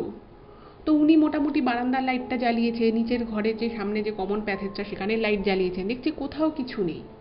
যদি কোনো চোর হয় সে তো অ্যাটলিস্ট কিছু চুরি করার জন্য ঘরে ঢুকবে, দেখছে কোথাও কোনো আওয়াজ নেই। তো উনি কিন্তু উপরে উঠে আসে। তারপরে এবার উপরে যখন উঠে এসছে, তো তখন না একটা অদ্ভুত ঘটনা ঘটে। সেটা হচ্ছে যে উনি যখন উপরে উঠে আসেন, তো উনি দেখছেন যে উনি কিন্তু দরজাটা লাগায়নি। মানে ওই শতরূপাদি যখন নিজের ঘরটা থেকে, ওনার বোন তো ঘুমোচ্ছিলেন, ঘরটা থেকে যখন উনি নিচে নামেন, তো তখন কিন্তু ওই দরজাটা উনি দিয়ে আসেনি। কিন্তু অদ্ভুত বিষয় হচ্ছে যে শতরূপাদি যখন উপরে ওঠেন, তো উপরে উঠে উনি যখন ওনার ঘরে ঢুকতে যাবেন, সেই সময় উনি খেয়াল করলে যে ঘরটা ভিতর থেকে কেউ বন্ধ করে দিয়েছে। মানে ওনার বোন ঘুমিয়ে আছে, হয়তো ওনার বোন ভিতর থেকে ঘরটা লক করে দিয়েছে। তো উনি দরজায় ধাক্কা মারছে, যে কী ব্যাপার, তুই আবার ঘরের দরজা বন্ধ করে দিয়েছিস কেন, ঘর দরজা খোল দরজা খোল, এরকম করে বলছে। খুব বিরক্ত হচ্ছে শতরূপাদি, যে কী রে বাবা, বোন এতক্ষণ ঘুমোচ্ছিল, ও বুঝতে পেরেছে হয়তো যে আমি নিচে গেছি, ও দরজাটা বন্ধ করে দিল। তো ধাক্কাধাক্কি করা কিছুক্ষণ পরে শতরূপাদির বোন চোখ কচলাতে কচলাতে দরজাটা খুলেছে। তো তখন শতরূপাদি একটু রেগে গিয়ে বলছে যে কী রে, আমি নিচে গেলাম, তুই দরজাটা কেন বন্ধ করতে গেলি, তুই কেন দরজা, তুই তো ঘুমোচ্ছিলি, তুই হঠাৎ করে দরজা কেন বন্ধ করলি, তুই দেখিসনি আমি পাশে নেই। তো শতরূপাদির বোন বলছে যে আমি জানি না কে দরজা বন্ধ করেছে, আমি তো ঘুমোচ্ছিলাম, আমি তোর গলার আওয়াজ পেলাম তুই দরজা ধাক্কাচ্ছিস, সেই জন্য আমি কোনো রকমে উঠে যখন বুঝতে পারলাম যে এই ঘরেরই দরজাটা ধাক্কানো হচ্ছে, আমি জাস্ট গিয়ে দরজাটা খুললাম, আমি কেন দরজা মানে বন্ধ করতে যাব। তো শতরূপাদি বললে, তুই ছাড়া আর ঘরে কে আছে যে দরজা বন্ধ, তুই হয়তো ঘুমের ঘরে দরজা বন্ধ করে দিয়েছিস। তখন ও বলছে, না আমি বন্ধ করিনি। তো যাই হোক, তো সেখানে একটা পুরো একটা অদ্ভুত বিষয় ঘটলো, কে দরজাটা ভিতর থেকে বন্ধ করলো কিছুই বোঝা গেল না। বাট শতরূপাদির মনে কিন্তু সেদিন একটা প্রচণ্ড ভয় একটা মানে ঢুকে গেল। যে ভয়টা, মানে যে বিষয়টা উনি ভাবলো বাড়িতে কাউকে বলবে পরের দিনই, কিন্তু দেখা গেল পরের দিন থেকে শতরূপাদির যে জ্যাঠামশাই ছিলেন, সেই জ্যাঠামশাইয়ের কিন্তু খুব শরীর খারাপ বেড়ে গেল হঠাৎ করে। ওনার একটা ট্রিটমেন্ট চলছিল, বাট হঠাৎ করে ওনার শরীর ভীষণ রকমভাবে খারাপ হয়ে গেল। এবার বাড়ির সবাই ব্যস্ত হয়ে উঠলো। তাছাড়া মানে ওনাদের যে ব্যবসাটা ছিল, যে ব্যবসাটুকু মানে এত একটা হিউজ লস হওয়ার পরেও যেভাবে আর কি শতরূপাদির বাবা চালাচ্ছিলেন, পরের দিন ওনার শুধুমাত্র জ্যাঠামশাইয়ের শরীর খারাপ হলো তাই নয়, ওনাদের ব্যবসাটা কিন্তু মানে আবার হঠাৎ করে একটা বিশাল বড় লস হয়ে গেল। সেটাও কিন্তু মানে একদম মানে এক্সপেকটেশনের বাইরে। একটা জায়গা থেকে পেমেন্ট নেওয়ার কথা ছিল, কিন্তু জানা গেল যেখান থেকে আর কি পেমেন্ট আসার কথা ছিল, যা আর কি করেছিল পুরোটাই একটা ভুয়ো ব্যাপার ছিল। ফলে ওনাদের কিন্তু প্রচুর টাকা লস হলো, এবং এই দুটো ঘটনাই কিন্তু জাস্ট পরের দিন ঘটলো। তার আগের দিন অবধি ওনার বাবার ব্যবসা যেটুকু যেভাবে চলছিল সেটুকু ঠিকঠাক চলছিল, প্লাস ওনার জ্যাঠার অবস্থাও মোটামুটি যেরকম চলার নর্মাল সেরকমই চলছিল। কিন্তু এই জায়গা থেকে হঠাৎই যে এই অবনতিটা হলো, সেটার পরে বাড়ির লোকেরা এতটাই ব্যস্ত হয়ে উঠলেন যে মানে শতরূপাদি আর সেই বিষয়টা নিয়ে যে বাড়িতে কথা বলবেন যে এরকম দরজার আওয়াজ পেয়েছি, এরকম এরকম ঘটনা ঘটেছে আগের দিন রাতে, সেটা বলার মতো উনি কিন্তু কোনো সুযোগ পেলেন না। এরপরে যেটা শুরু হলো সেটা হচ্ছে আরও একটা মারাত্মক ঘটনা। ওনার জ্যাঠাকে হসপিটালাইজড করা হলো, এবং এদিকে যেটা ঘটলো, শতরূপাদির রাত হলেই, যখনই রাত হতো, ওনার গলার কাছটা মানে প্রচণ্ড রকমভাবে জ্বালা করতো। মানে কোথাও কোনো অস্বস্তি নেই, পেটে অস্বস্তি নেই, অন্য কোনো কিছুতে কোনো অস্বস্তি নেই, কিছু নেই। শুধুমাত্র যে প্রবলেমটা হতো সেটা হচ্ছে ওনার গলার কাছটা খুব জ্বালা করতো। এবার একদিন দুদিন উনি মানে অ্যান্টাসিড খেয়েছেন, হজমের ওষুধ খেয়েছেন, যে হয়তো ভেবেছে হয়তো সেই জন্য কোনো অসুবিধে হচ্ছে, রাতের বেলাটা খুব হালকা খাবার খেয়েছেন, কিন্তু কোনো কিছুতেই উনি দেখছেন যে কোনোভাবেই কোনো রিলিফ হচ্ছে না। আর ঘটনাটা ঘটছে ঠিক রাত 11টার পর থেকে, আর থাকছে গিয়ে ভোর 4টে অবধি। এই রাত 11টা থেকে 4টে অবধি ওনার মারাত্মক লেভেলের গলায় জ্বালা করছে, কষ্ট হচ্ছে। আবার 4টের পরে সব কিছু ঠিক হয়ে যাচ্ছে, আবার উনি 4টের পরে ঘুমিয়েও পড়ছে। কিন্তু ওই 4টের আগ অবধি 11টা থেকে প্রচণ্ড কষ্ট হচ্ছে। উনি বাড়িতে বললেন, তো ওনাকে ডাক্তারের কাছে নিয়ে যাওয়া হলো। ডাক্তারবাবু যেটুকু যা প্রাথমিক দেখার বা যেটুকু জানা সেটুকু করলো, তো ডাক্তার কিন্তু কিছুই বুঝতে পারলেন না। উনি বললেন যে হতে পারে হয়তো রাস্তাঘাটে যাও, হয়তো ধুলো ময়লা গলার মধ্যে ঢুকেছে, তো ওনাকে একটা ওষুধ দিল আর বলল একটু গরম জলের ভেপার নিতে, এই সমস্ত কিছু বলল যে এটা কোনো সমস্যা নয়। মানে উনি পরীক্ষা টরীক্ষাও কিছু করলেন, করে দেখলেন কোথাও কোনো সমস্যা নেই। কিন্তু সমস্যা নেই বললে কি হবে, শতরূপাদি কিন্তু কন্টিনিউয়াস কিন্তু ওনার ওই গলার মধ্যে অস্বস্তির জ্বালাটা অনুভূত হতে লাগলো। এর মধ্যে যে আর একটা ঘটনা ঘটলো সেটা হচ্ছে, এইবারে যে ওই যে একটা দিন উনি শুনেছিলেন যে ধপধপ ধপধপ করে কেউ সিঁড়ি থেকে নেমে যাচ্ছে, এটা কিন্তু এবার শতরূপাদির যে জ্যাঠামশাই যে ঘরটা, সেই ঘরটা তো একতলায়। তো তার যে জেঠিমা ছিলেন, মানে জ্যাঠার যে স্ত্রী, তিনি তো অনেক রাত অবধি মোটামুটি জেগে থাকতেন জ্যাঠাকে দেখার জন্য। তো উনি একদিন ওই ওনাদের ঘরের বাইরে একটা সরু প্যাসেজ মতো জায়গাতে, তো ওখানে উনি পায়চারি করছিলেন। তো পায়চারি করতে করতে উনি বুঝতে পারলেন যে মানে উনিও কিন্তু এর শব্দটা শোনেন যে কেউ একজন খুব জোরে ওই সিঁড়ি দিয়ে ধপধপ করে উপরে উঠে গেল। এবং সে কিন্তু আর ওই দোতলার ঘরে গেল সেরকম কিছু না, সে একদম মানে দোতলা থেকে উপরে উঠে ছাদের দিকে গেল। তো সঙ্গে সঙ্গে ওনার জেঠিমা বুঝতে পারেনি, ভেবেছে বাড়িরই কোনো ছেলে মেয়ে হয়তো উপরে গেছে। তো উনি সঙ্গে সঙ্গে চিৎকার করে বলেছে যে এত রাতে ছাদে যাচ্ছিস কেন, কেন ছাদে যাচ্ছিস, ছাদে যাস না। তো স্বাভাবিকভাবেই দেখছি কোনো সাড়া নাড়া নেই। ওনার একটু ভয় লেগে গেছে যে কী ব্যাপার, সাড়া নাড়া নেই কেন। তো উনি সঙ্গে সঙ্গে উপরে গেছে, যে দেখছে যে কে গেল, কারণ উনি তো কাউকে দেখতে পায়নি। তো গিয়ে দেখছে যে কেউ নেই। ওনার ঘরে ওনার ছেলে মেয়েরা সবাই ঘুমোচ্ছে, এদিকে শতরূপাদি এবং শতরূপাদির বোন দুজনে ঘুমোচ্ছে। তো উনিও অবাক হয়ে যান যে তাহলে গেলটাকে, কেউ তো একটা গেল। তো উনি ভয় পেয়ে চিৎকার চেঁচামেচি করেছেন, ভেবেছে হয়তো চোর এসছে। তো বাড়ির সবাই জেগে গেছে, শতরূপাদির বাবা গিয়ে পুরো ছাদ দেখে এলো, ঘরের বাইরে ঠাইরে সবাই, মানে ওনারও যে 2 ছেলে, জ্যাঠার 2 ছেলে, তারাও দেখে এলো, কিন্তু তারাও কিন্তু কেউ কিচ্ছু দেখতে পেল না। আচ্ছা, এইরকম যখন হলো, অন্যদিকে যেটা হলো, শতরূপার যে মা ছিলেন, শতরূপাদির মায়ের কিন্তু এবার প্রচণ্ড রকমভাবে মানে একটা অস্বস্তিজনক একটা কন্ডিশন চলে এলো। সে কীরকম অস্বস্তিজনক সেটা আমি একটু বলি। উনি প্রত্যেক দিন মানে উনি একটা স্কুলে কাজ করতেন, তো সারাদিন উনি কাজকর্মের মধ্যেই থাকতেন। এবার বাড়িতে এসে যে উনি ঘুমোতেন, সেটাও হয়তো শুতে শুতে ওনার 11টা বেজে যেত। উনি ঘুমের মধ্যে খুব উৎপটাং স্বপ্ন দেখতেন। উৎপটাং স্বপ্ন বলতে খুবই উদ্ভট উদ্ভট টাইপের স্বপ্ন দেখতেন। যেমন যেটা শতরূপাদি লিখেছে যে ওনার মা দেখতেন যে উনি একটা একা জায়গায় রয়েছেন এবং সেই একা জায়গায় উনি কোনো একটা গভীর খাদ থেকে পড়ে যাচ্ছেন।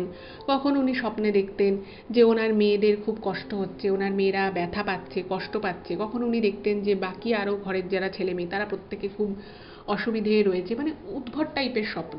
এবং প্রত্যেকটা স্বপ্নতেই কিন্তু উনি এটা দেখতেন যে সবাই খুব খারাপ আছে, সবাই খুব কষ্টে আছে, এই রকম। ঠিক আছে, তো এদিকে মানে ওনাদের ফ্যামিলির তখন যেটা অবস্থা উনি লিখেছে শতরূপাদি, যে মানে প্রচণ্ড খারাপ, সবাই কিছু না কিছু নিয়ে ভুগছে, সবাই মানে একটা খারাপ কন্ডিশনে রয়েছে। ওনার জ্যাঠাকে হসপিটাল থেকে বাড়ি আনা হয়েছিল ঠিকই, কিন্তু সেভাবে কোনো উন্নতি হচ্ছে না। সব মিলিয়ে আর কি ওনাদের একটা খুবই বাজে কন্ডিশনের মধ্যে ওনারা রয়েছে। তো এরকম সময় ওনাদের মানে যে এক আত্মীয় আছে, তো সে আত্মীয় হচ্ছে ওনাদের মানে এই শতরূপাদির মায়ের এক মাসি। তো সেই মাসি বিয়ে করেননি, তো তিনি আর কি, তার প্রচুর বয়স, এবং উনি যে পূর্ব মানে আগে যে আমাদের যে স্বাধীনতা সংগ্রামী যারা ছিলেন, তো সেই সময় উনি খুব ছোট ছিলেন, কিন্তু মানে উনি এই স্বাধীনতা সংগ্রামীদের সাথে মানে তাদের সাথে সরাসরি কোনো কাজ করেননি, কিন্তু তাদের বিভিন্ন ধরনের আর কি মন মানসিকতা, তারা কীরকমভাবে কাজ করতেন, এই সমস্ত নিয়ে তাদেরকে একটু একটু হেল্প করা, এগুলো উনি করতেন। তো উনি তারপর আর বিয়ে করেননি, উনি একটা স্কুলে, সরকারি স্কুলে উনি পড়াতেন, তো অনেক বয়স। তো তিনি ওনাদের বাড়িতে একদিন আসেন। তিনি মেনলি থাকতেন বাঁকুড়ায়, তো বাঁকুড়া থেকে একদিন উনি আসেন, এবং যখন এরকম কন্ডিশন শুনেছে খুবই মানে বাজে অবস্থা, ওনার কিন্তু প্রচুর বয়স, যেটা শতরূপাদি লিখেছেন ইমেলে, যে উনি নিজের মাসি নন, শতরূপাদির মায়ের নিজের দিদি নন, কিন্তু দুঃসম্পর্কের দিদি হন, কিন্তু খুব ভালো আর কি সম্পর্ক। তো তিনি নাকি তখন যখন ওদের ফ্যামিলিতে বাড়িতে আসেন, তো উনি তখন একটা কথাই এসে বলেন যে তোদের বাড়িতে কিছু একটা ঠিক নেই, মানে কিছু একটা খুব ভুল আছে, এমন কিছু একটা আছে বাড়িতে যেটার জন্য যাই হচ্ছে সব খারাপ হচ্ছে, এবং ভবিষ্যতেও যা হবে সেগুলো সব খারাপই হবে। তো বাড়িতে সবাই খুব অবাক হয়ে গেছে যে আবার কি ধরনের কথা, বাড়িতে সব কিছু খারাপ হচ্ছে, খারাপ হবে। তো তখন উনি বলছেন যে না, তোদের আমি যা শুনছি বা যা দেখছি, এভাবে কোনো মানুষের সাথে এরকম ঘটনা ঘটতে পারে না, মানে রোজ কিছু না কিছু তোদের ঘটছে, কিছু না কিছু খারাপ হচ্ছে। মাঝখানে শতরূপাদির বোনের মানে পরীক্ষার রেজাল্ট খুব খারাপ হয়ে যায়, মানে যে মেয়েটা এত ভালো পড়াশুনো করে, এত ভালো পড়াশুনোয়, সেই মেয়েটার একাডেমিক স্কোর খুব খারাপ আসে। তো মানে বলছে যে এগুলো হতে পারে না। তো তখন বলছে তাহলে আমরা কী করব, কিছু তো করতে হবে, মানে এভাবে তো আর হাতের উপরে হাত নিয়ে বসে থাকা যাচ্ছে না। তো তখন উনি বলেন যে আমি একজন সন্ন্যাসীকে চিনি, যিনি কিন্তু তোদের এখন যে কন্ডিশনটা চলছে সেই জায়গা থেকে বা সেই অবস্থা থেকে তোদের কিন্তু মুক্তি দিলেও দিতে পারে। তো তখন ওরা জিজ্ঞেস করেছে কে সেই সন্ন্যাসী, আর এরকম কোনো সন্ন্যাসী কি সত্যি আজকের এরকম যুগে ঘটে যে যার এরকম ক্ষমতা থাকবে? এবার আমি যে সময়টার কথা বলছি, এই ঘটনাটা কিন্তু আজ থেকে প্রায় 17-18 বছর আগেকার আমি ঘটনা বলছি। তো সেই সময় তখন যখন ওই সন্ন্যাসীর কথাটা শুনেছে সবাই, তো সবাই স্বাভাবিকভাবেই জিজ্ঞেস করেছে যে কোন সন্ন্যাসী, সে কোথায় আছে, কী ব্যাপার। তো তখন উনি বলছেন যে আমি তোদের একটা এমন একজনের কথা বলছি, যিনি কিন্তু সত্যি এই ধরনের কাজ করেন, এবং তিনি আজ অবধি যা যা করেছেন, যাদের যাদের জন্য যা যা উনি করেছেন, সে কোনোটাই কিন্তু বৃথা যায়নি। তো সবাই জিজ্ঞেস করেছে যে কোথায় আছে সেই সন্ন্যাসী, এরকম যার এরকম শক্তি রয়েছে, যে সত্যি এরকম কোনো মানে অলৌকিক শক্তি রয়েছে। তো তখন উনি বলেন যে মকর সংক্রান্তিতে গঙ্গাসাগরে কপিল মুনির আশ্রমের সংলগ্ন জায়গায় যে মানে গঙ্গাসাগরে যে মেলাটা হয়, তো সেই মেলার ওখানে তো আপনারা সকলেই জানেন যে ওখানে কপিল মুনির আশ্রম রয়েছে গঙ্গাসাগরে, সেখানে বিশাল করে পুজোর আয়োজন করা হয় মকর সংক্রান্তিতে, সেখানে পুণ্য স্নান করা হয়। তো বলছে ওইখানে একজন সাধু আছেন। তো সেই সাধু বা সন্ন্যাসী আমি যাই বলি না কেন, তো তো সেই সন্ন্যাসী নাকি বহু বছর থেকে প্রত্যেক বছরই আসেন, এবং সেটা বহু বছর থেকে উনি নাকি ওই মকর সংক্রান্তিতে গঙ্গাসাগরে আসেন। এবং গঙ্গাসাগরে উনি ঠিক কপিল মুনির আশ্রমের ঠিক কাছাকাছিতেই উনি থাকেন, এবং উনি কিন্তু মানে পুরো যে সংক্রান্তির সময়টা সেই সময়টা কিন্তু পুরো থাকেন তা কিন্তু নয়। যেদিন আর কি মকর সংক্রান্তি থাকে তো ঠিক তার আগের দিন এবং সেই দিন, এই দুটো দিন একমাত্র ওনাকে কিন্তু ওই গঙ্গাসাগরের ওখানে দেখা যায়। তো তখন সবাই বলছে তুমি কি করে জানলে? আর উনি মানে ওখানে গঙ্গাসাগরে আমরা জানি যে প্রচুর মানুষ বিভিন্ন জায়গা থেকে, পুরো ভারত থেকে পৃথিবীর বিভিন্ন জায়গা থেকে মানুষ মকর সংক্রান্তিতে গঙ্গাসাগরে আসে। বলছে সেটা তুমি কি করে জানলে? আর সে সাধু কে, কিভাবে কি করে চিনবো তাকে? তো তখন বলছে যে মানে ওই মাসি আর কি যেটা এই শতরূপাদিকে বলেছিল, শতরূপাদির পুরো ফ্যামিলিকে যেটা বলেছিল, যে তখন আর কি ওই নভেম্বর মাস মতো, তো আমরা জানি যে ওই জানুয়ারির 15-16 এরকম তারিখ নাগাদই এই মকর সংক্রান্তি পড়ে। তো বলছে যে তোরা ওখানে যা, এবারের মকর সংক্রান্তি তোরা গঙ্গাসাগর যা, এবং বলছে যে সবাই গেলেই ভালো হয়, কিন্তু যেহেতু জ্যাঠা খুবই অসুস্থ ছিলেন, এবং এখানে একটা কথা বলে রাখি যেটা শতরূপাদি বলেছেন, যে ওই সময় ওনার জ্যাঠার কন্ডিশন প্রচণ্ড খারাপ হয়ে যায়, এবং ডাক্তারের যে সমস্ত বড় বড় ডাক্তারের আন্ডারে উনি ট্রিটমেন্টে ছিলেন, তো সে সমস্ত ডাক্তার কিন্তু পরিষ্কার বলে দেয় যে আমাদের যা যা ট্রিটমেন্ট করার ছিল আমরা করে দিয়েছি, এরপরে কিন্তু আমাদের আর কিছুই করার নেই, হয়তো উনি আর খুব বেশি দিন বাঁচবেন না। ঠিক আছে? আর এই যে পুরো যে বিষয়টা আর কি হয়, তাতে কিন্তু এই শতরূপাদির মানে পুরো ফ্যামিলি একদম প্রচণ্ড প্রেশারে ছিল, এবং ইন দ্য মিন টাইম শতরূপাদির বাবারও কিন্তু শরীর সে সময় একদম ভালো যাচ্ছিল না, কারণ প্রচণ্ড সংসারে পুরো প্রেশারটাই ওনার উপরে ছিল, ওনাকে প্রচুর এদিক ওদিক করতে হতো, সব কিছু মিলিয়ে ওনারও কিন্তু শরীরটা খুব ডিটোরিয়েট করছিল। আর এদিকে ওনার মায়ের, শতরূপাদির মায়েরও ঠিকমতো ঘুম আসতো না, উনি উদ্ভর উদ্ভর স্বপ্ন দেখতেন, উনি ঘুমোতে ভয় পেতেন, এতটাই ওনার খারাপ কন্ডিশন হয়ে গেছিল। তো পরিবারের এরকম অবস্থা, তো তখন ওনার মাসির কথা মানে ওনার মাসিরা মানে খুব কম কথা বলতেন, কিন্তু সবাই এটুকু বুঝেছিল যে উনি যখন বলছেন তাহলে হতে পারে ব্যাপারটা সত্যি এরকম কিছু এত আছে। তো সবাই ওনাকে জিজ্ঞেস করেছে যে শতরূপাদি এবং ওনার বোন আরও যারা ভাই বোন ছিল তারা বলছে তো তুমি কি করে জানলে এরকম একটা সন্ন্যাসী যে ওখানে আছে, আর সেই সন্ন্যাসী মানুষ চিনবেই বা কী করে? তো তখন উনি বলেন যে উনি মানে এই যে মাসি আর কি, তো সেই মাসি বলছে যে আমি ওনার আর কি কিছু আর কি ওখানকার যারা যাদের সাথে উনি আর কি কাজকর্ম করেন তাদের সাথে উনি আজ থেকে বহু বছর আগে গঙ্গাসাগর গেছিলেন, এবং গঙ্গাসাগর যাওয়ার পরে তো সবাই যে যার মতো পুজো টুজো দিচ্ছে, যে যার মতো পুণ্য স্নান করছেন, তো উনিও পুণ্য স্নান করেছেন। করার পরে উনি তখন ওনার আর কি বয়সও অল্প ছিল ওই মাসির, তো উনি ওখানটায় বসেছিলেন, প্রচুর মানুষজন আসছে, তো তখন দেখছেন যে একজন সাধু ওনাকে দেখে হাসছেন। তো উনি একটু অবাক হয়ে গেছেন যে একটা সাধু শুধু শুধু আমাকে দেখে কেন হাসছে। তো তখন ওই মাসি প্রণাম করেছে, প্রণাম করে বলছে যে আপনি আমায় দেখে কেন হাসছেন, আপনি কিছু বলবেন আমায়? তো তখন নাকি ওই সন্ন্যাসী বলেছিল ওনাকে যে তোর দ্বারা প্রচুর মানুষের খুব ভালো হবে। বলছে তোর তোর খুব ভালো হবে, তোর হয়তো নিজের সেই অর্থে স্বামী সন্তান এভাবে তোর নিজের হয়তো সংসার হবে না, কিন্তু তুই এত মানুষের ভালোবাসা পাবি, এত মানুষ তোকে ভালোবাসবে, তুই এত মানুষের জন্য কাজ করবি যে তোর সেটা কখনো মনেই হবে না যে তুই তোর নিজের সংসার হয়নি। এবং উনি না এই কথাটা শুনে তখন হাসেন, একটু হাসেন, অদ্ভুত লাগে। এবার ওই সময় যে ওই মাসির বিয়ের খুব প্ল্যান ছিল বা উনি খুব বিয়ে করতে চাইছেন সেরকম কিন্তু কোনো ব্যাপার ছিল না, কিন্তু তখন ওনার সাথে আর কি উনি কথাটা অতটা বিশ্বাস করে না, কিন্তু ওই সাধুকে খুব ভালো লাগে, এবং এই পুরো গঙ্গাসাগর যাত্রা, ওই গঙ্গাসাগরে যাওয়া এটা খুব ভালো লাগে আর কি ওনার, সেটা ওনার প্রথমবার গঙ্গাসাগর যাওয়া ছিল। তো তখন ওই সাধুর সাথে খুব কথাবার্তা হয়। তখন ওই সাধু মহারাজ বলেছিল যে আমি এখানে প্রত্যেক বছর আসি, 2টো দিনই আমি থাকি। তো সেই ক্ষেত্রে সেভাবেই ওনার জানা হয়। এবং তারপরে আরও 2 বছর পর পর ওই শতরূপাদির ওই মাসি, দুঃসম্পর্কের সেই মাসি, তিনি কিন্তু পরপর আরও 2 বছর উনি গঙ্গাসাগর যান। এবং গঙ্গাসাগর গিয়ে ওই যে জায়গায় প্রথমবার ওই সাধুকে ওই মাসি দেখেছিলেন, ঠিক সেম জায়গায় সেম বেশে সেম কাপড় পরেই কিন্তু পরপর আরও 2 বছর ওই সন্ন্যাসীকে দেখা যায়। তো সেই সময় সন্ন্যাসী ঠাকুরের সাথে একটু আধটু কথা হয়। তো তখন উনি দেখেছিলেন যে সন্ন্যাসী ঠাকুর এক একজনকে এক এক রকম কথা বলছে।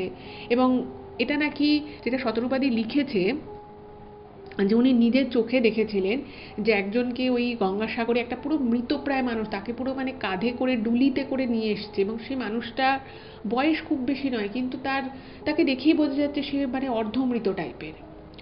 তো তার বাড়ির লোক এসে খুব কান্নাকাটি করছে, তার ছেলে মেয়ে, ছোট ছোট ছেলে মেয়ে কান্নাকাটি করছে যে মানুষটার এই অবস্থা, আপনি বাঁচিয়ে দিন। তো তখন নাকি শতরূপাদির মাসি ওনাদেরকে বলেছিল যে আমি নিজে চোখে দেখলাম যে লোকটার মুখ দিয়ে কীরকম গ্যাজলা পড়ছে টাইপের, তার শরীরে কোনো জোর নেই, দেখেই বোঝা যাচ্ছে মানুষটা কিছু মানে কয়েক ঘন্টার মধ্যেও এক্সপায়ার করে যেতে পারে। ওই সাধু নাকি নিজের একটা ওরকম থলে ছিল, সেই থলে থেকে কিছু একটা বার করে ওনার মুখের উপরে একটা ছাই টাইপের কিছু একটা ছুঁড়ে মারলো ওই লোকটার মুখে, এবং বললো নিয়ে যাও। ঠিক আছে, হিন্দিতে, হিন্দি বাংলা মানে ভাঙা ভাঙা হিন্দি বাংলায় বলছে নিয়ে যাও এবার। তো বলছে যে ঠিক আছে, ওরকম করে ডুলি করে ওকে কোলে করে আর কি চাগিয়ে উঠাচ্ছে। তখন বলছে এসব ছেড়ে দাও, নিজে উঠবে। তো ওখানে প্রচণ্ড ভিড়, লোকজন, বুঝতেই পারছেন গঙ্গাসাগর মেলায় প্রচুর লোকের আগমন হয়েছে। তো সবাই বলছে যে কী ব্যাপারে, এ কী করে উঠবে। তো তখন উনি বলছে যে এই উঠবে, তুমি একটু একে ছেড়ে দিয়ে চলে যাও তোমরা, ও নিজে থেকেই উঠবে, এত লোকজন আছে সব উঠবে, গঙ্গা মাইয়া আশীর্বাদ করবে। এরকম করে বলছে গঙ্গা মাইয়া আশীর্বাদ করবে, ঠিক উঠবে। এবং যেটা শতরূপাদি লিখেছেন ইমেলে, যে ওনার মাসি নিজের চোখে দেখেন যে ওই ঘটনার 15 মিনিটের মধ্যে লোকটা মানে দুর্বল, কিন্তু যে লোকটার মুখ থেকে ওরকম গাজলা পড়ছিল টাইপের, দেখে পাচ্ছিল কোনো সেন্স নেই, সেই লোক নিজে সত্যি সত্যি নিজের পায়ে উঠে দাঁড়ায়। হ্যাঁ, লোকটা হয়তো একটু তখনও দুর্বল ছিল। সে ওনার বাড়ির লোকেরা বলছে হাউ হাউ করে কাঁদছে, ওনাকে প্রণাম করছে, এই করছে। এবং তারপরে বলছে যে কালকে আপনার জন্য আমরা এই আনবো, আপনাকে এই দান করবে, সব বলে যাচ্ছে। তো তখন নাকি ওই সাধু মহারাজ, তিনি নাকি হেসে ওই মাসিকে বলেছিল যে কাল তো আমি থাকবোই না, আমি কখন এই মেলায় আসি, কখন চলে যাই, কোথায় আমি যে সেটা কেউ দেখতে পায় না, আমি নিজে নিজেই আসি, আমি নিজে নিজেই চলে যাই। তো তারপরেও উনি, তারও কিছু বছর পরে আবার উনি অন্য সময় গেছিলেন গঙ্গাসাগরে। তো সেখানে অনেককে জিজ্ঞেস করেছে যে এরকম একজন সাধু মহারাজ আসেন। তো তখন ওখানকার লোকেরাও বলেছে যে হ্যাঁ, এই 1-2জন এরকম সাধু মহারাজ আসেন, তারা কি করে আসছে কি করে যাচ্ছে কেউ জানেও না, কেউ বুঝতেও পারে না। কিন্তু মকর সংক্রান্তি বলে না, খুব পুণ্য তিথি, পুণ্য স্নান হয়, সত্যি এই তিথিগুলো কিন্তু খুব পুণ্য। এবং আরও অদ্ভুত বিষয় হচ্ছে যে এই শতরূপাদিরকে নিয়ে ওনার মা বাবা, তারপরে ওনার জ্যাঠার এক ছেলে এক মেয়ে, মানে ওনার বড় ছেলে ওনার মানে ওনার মায়ের সাথে ছিল, যেহেতু জ্যাঠামশাই খুব অসুস্থ ছিলেন। তো ওনারা যায়, এবং যাবার পরে যেটা শতরূপাদি লিখেছেন যে মানে ওনার মনে একটা অবিশ্বাস ছিল, যেভাবে কি কোনো সাধুকে খুঁজে পাওয়া যায় নাকি। কারণ আর ওনার মাসি বারবার বলে দিয়েছিল যে ওই মন্দিরের আশেপাশেই উনি থাকবেন, এবং তুমি দেখে বুঝতে পারবে যে এই মানুষটা বাকি সবার থেকে একটু হলেও আলাদা।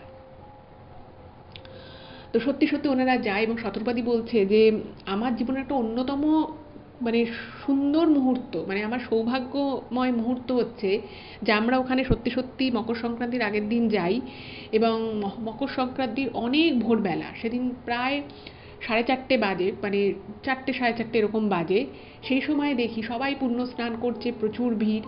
কিন্তু একজন সন্ন্যাসী, যার ওরকম পুণ্য স্নানের কোনো তাড়া নেই, কোনো ভিড় নেই, খুব রোগা করে ওরকমই একটা সাদা বস্ত্র পরে এরকম হাতে একটা ঝুলি নিয়ে আমাদের দিকে মৃদু মৃদু হাসছে। এবং ওনারা যায়, গিয়ে পরিবারের সমস্ত কথা বলে, এবং তিনি নাকি সমস্তটা শুনে উনি বলেন যে সব ভালো হবে। আর শতরূপাদিকে বলেছিল যে পড়াশোনাটা ছাড়বি না, মানে উনি তখন মনে মনে ভাবছিল যে গ্র্যাজুয়েশনের পরে আর উনি পড়াশোনাটা কন্টিনিউ করবে না। তো ওনাকে শুধু বলে পড়াশোনাটা ছাড়বি না। তো বলে একটা ছাই ভস্য দেয়, এবং বলে এই ছাই ভস্যটা বলছে যে ওই ওনার জ্যাঠার শরীরে লাগিয়ে দিতে। এবং সেই সময় সঙ্গে সঙ্গে ওই ছাই ভস্যটা শতরূপাদিকে বলে যে, উনি কিন্তু গলার কথাটা বলেনি, সাধু ওই মহারাজ কী করে যেন বুঝে যান, এবং ওই গলার বলে যে ওই ছাই ভস্যটা নিয়ে ওনার গলা একটুখানি লাগিয়ে নিতে। ওইখানে উনি লাগিয়ে নেন এবং যেটা শতরূপাদি বলেছে যে ওই ছাই ভস্মটা লাগানোর পরে আমার গলার মনে হলো যেন একদম মানে বরফ জাতীয় কিছু খেলে যেরকম একটা গলাটা ঠান্ডা হয়ে যায়, ঠিক সেরকম একটা কিন্তু ঠান্ডা ফিলিংস ওনার পুরো শরীর দিয়ে বয়ে যায়। এবং ওইখানে দাঁড়িয়ে ওই মুহূর্তে শতরূপাদি বুঝতে পারেন যে ওনার গলার ব্যথার বিষয়টা পুরোপুরি ঠিক হয়ে গেল। তো ওই সাধু মহারাজ তখন একটা কথাই বলেছিল, ওই সন্ন্যাসী আর কি, যে বাড়িতে যতগুলো মানে খারাপ শক্তি আছে, মানে মানে ওনাদের বাড়িতে যেটা ওই সাধু মহারাজ তো খুব বেশি কথা বলেন না, তো শুধু এটুকুই বলেছিল যে বাড়িতে দু তিনটে খারাপ শক্তির সমাহার হয়েছে, মানে সেই খারাপ শক্তিটা শক্তি বৃদ্ধি করছে, এবং সেই জন্যই কিন্তু পরপর ওনাদের এই এতগুলো বছরে এত এত কিছু খারাপ হয়েছে। তো যাই হোক, তো ওই সাধু মহারাজকে তারপরে ওনারা প্রণাম করে বাড়ি চলে আসে। যেভাবে ওই ছাই ভস্মটা লাগাতে বলেছিল ওনার জ্যাঠার শরীরে লাগানো হয়। মানে অদ্ভুত বিষয় হচ্ছে যে যে মানুষটাকে সমস্ত বড় বড় ডাক্তাররা, শহরের ডাক্তার, মানে শহরের বাইরে গিয়ে আরও বড় ডাক্তার দেখানো, সবাই যেখানে হাল ছেড়ে দিয়েছিল, সবাই বলেছিল যা করার হয়ে গেছে, আর কিছু করা সম্ভব নয়, সেই মানুষ কিন্তু মানে একেবারে ঘুরে দাঁড়ানো বলতে যেটা বোঝায় মানে তার থেকেও বেশি কিছু। সেই মানুষ ঠিক আগে যেরকম মানে তার শরীরে জোর ছিল, শরীরে কাজ করার ক্ষমতা ছিল, একদম কিন্তু উনি পুরোপুরি সুস্থ হয়ে যান, একদম ফুল ফ্লেজেড উনি কামব্যাক করেন। এবং তারপর থেকে মানে ওনার জ্যাঠা, ওনার বাবা, সবার শরীর খুব ভালো হয়ে যায়। বাড়িতে যে সমস্যাগুলো হচ্ছিল, ওনার মা যে খারাপ খারাপ স্বপ্ন দেখতো, সেই স্বপ্নটাও কিন্তু উনি দেখা পুরোপুরি বন্ধ হয়ে যায়। এবং যেটা শতরূপাদি বলেছে যে বহু বছর পরে মানে ওনার নিজেরই মনে হচ্ছে, বাড়ির শুধু শতরূপাদির নয়, বাড়ির প্রত্যেকটা মেম্বারের মনে হচ্ছিল যে বাড়িতে একটা খুব পজিটিভ অরা রয়েছে, এবং তারপর থেকে সব কিছু খুব ভালো হয়। আর শতরূপাদি তারপরে উনি ভেবেছিলেন যে গ্র্যাজুয়েশনের পরে উনি আর মাস্টার্স করবেন না, তো পরে উনি মাস্টার ডিগ্রি কমপ্লিট করেন এবং তারপরে কিন্তু উনি একটা কলেজে চাকরি পেয়ে যান। তো এইটাই ছিল ঘটনা। এবং যেটা শতরূপাদি বলেছেন যে উনি অনেকদিন থেকেই আমাদের চ্যানেলের একজন একনিষ্ঠ শ্রোতা, তো উনি অনেকদিন থেকেই ভাবছিলেন যে এরকম একটা কথা কি মানে সোশ্যাল মিডিয়ায় শেয়ার করাটা ঠিক হবে কিনা। তো উনি বলেছেন যে যদি এই ভূত ভগবান চ্যানেলের এই ঘটনাটা শোনার পরে কারো যদি মনে হয় যে তারা যোগাযোগ করতে চায় বা তারা যেতে চায় এরকম কোনো মানুষকে নিয়ে বা এরকম কোনো সমস্যা নিয়ে, তারা কিন্তু যেতেই পারে। এবং ওনাদের আত্মীয়র মধ্যেও উনি একজন খুব সমস্যার মধ্যে ছিল, এই শতরূপাদির শ্বশুরবাড়ির দিকের একজন আত্মীয়। তো তিনি গিয়েও কিন্তু ওই সন্ন্যাসীর দর্শন পেয়েছে। আজ থেকে 2 বছর আগের কথা, তখন করোনার জাস্ট পরে যে ছোট করে যে গঙ্গাসাগরে মেলাটা হয়েছিল, সেখানেও কিন্তু উনি ছিলেন এবং ওনাকে দর্শন করেছেন। এবং উনি একটা নাকি পার্টিকুলার একটা সমস্যা নিয়ে ওই সন্ন্যাসীর কাছে আর কি গেছিলেন, এবং সেও কিন্তু সেই তার প্রবলেম যেটা ছিল সেখান থেকে কিন্তু মুক্তি পেয়েছেন। তো আপনারাও যদি কেউ চান, দেখুন এটা আমি কিছুই জানি না, শতরূপাদি ঘটনাটা পাঠিয়েছেন এবং উনি বলেছেন যে আপনাদেরও যদি কারোর কোনো সমস্যা থাকে বা কোনো কাজ আপনাদের মনে হয়েছে যে আটকে রয়েছে, তাহলে আপনারা কিন্তু ওই মকর সংক্রান্তিতে গঙ্গাসাগরে যেতে পারেন। সেখানে কপিল মুনির আশ্রমের আশেপাশেই একজন মানে পুরো মানে শ্বেত বস্ত্রে এবং খুব রোগা করে একজন সন্ন্যাসীকে আপনারা হয়তো দেখতে পেলেও পেতে পারেন। এবং এটা বিশ্বাস করা মানে শতরূপাদি এবং ওনার পুরো ফ্যামিলি এটা বিশ্বাস করেন যে উনি কোনো সাধারণ কোনো সন্ন্যাসী বা সাধারণ কোনো মানুষ নন, উনি কোনো যোগী পুরুষ টাইপেরই কেউ হবে। তো এটাই ছিল ঘটনা। আপনাদের কেমন লাগলো অবশ্যই কিন্তু জানাবেন, আর যদি ভালো লাগে প্লিজ চ্যানেলটাকে সাবস্ক্রাইব করবেন আর ভিডিওগুলোকে একটু সকলের সাথে শেয়ার করে দিন। এইটুকুই আজকের জন্য রইল। কেমন লাগলো অবশ্যই কিন্তু জানাবেন, আর শতরূপাদিকে অনেক অনেক ধন্যবাদ এরকম একটা ঘটনা আমাদের সকলের সাথে শেয়ার করার জন্য। ভালো থাকবেন, দেখা হচ্ছে পরবর্তী ভিডিওতে। নমস্কার।